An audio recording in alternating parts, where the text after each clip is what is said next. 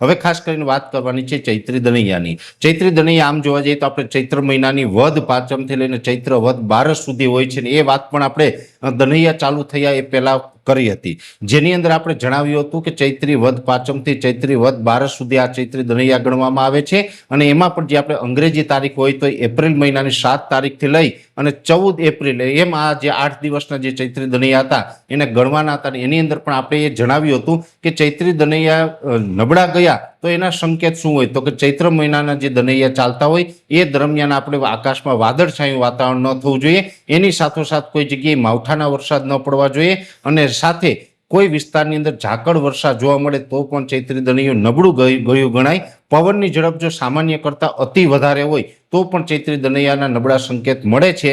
સાથે ટેમ્પરેચર છે એ પણ સારું હોવું જોઈએ, જો તાપમાન નીચું રહે તો પણ એ ચૈત્રી દનૈયા નબળા ગયા ગણાય। આ આપણે ચૈત્ર મહિનાના જે દનૈયા ચાલુ થયા એ પૂર્વે આપણે બધી જ માહિતી આપી હતી। હવે આપણે દનૈયા છે એ પૂર્ણ થઈ ગયા છે 14 એપ્રિલ એટલે કે પરમ દિવસે આ ચૈત્રી દનૈયા પૂર્ણ થયા છે। તો હવે આપણે વાત કરવાની છે કે દનૈયા કેવા રહ્યા। પહેલી વાત આપણે એ જણાવી દો જે પ્રથમ દનૈયું હતું 7 એપ્રિલના રોજ એ લગભગ 90% વિસ્તારની અંદર નબળું રહ્યું હતું। પછી બીજું દનૈયાથી આપણે સારા દનૈયા રહ્યા છે, એટલે કે નબળા નથી રહ્યા પણ મધ્યમ રહ્યા છે। વચ્ચે એકાદ દિવસ ઝાકળ પણ અમુક વિસ્તારમાં જોવા મળ્યો હતો, અમુક વિસ્તારમાં પવનની ઝડપ છે એ પણ નોર્મલ કરતાં થોડીક વધુ જોવા મળી હતી।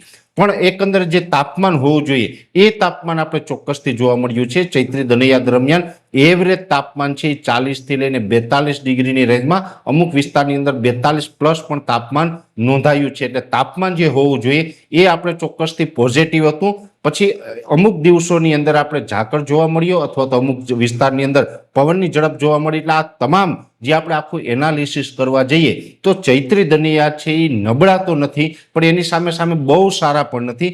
એટલું ચોક્કસથી કહી શકાય કે મધ્યમ પ્રકારના ચૈત્રી દનૈયા આ વર્ષે રહ્યા છે। એટલે આપણે આવનારું ચોમાસું છે એ નબળું નથી થવાનું એવા સંકેત ચોક્કસથી આપણે મળ્યા છે।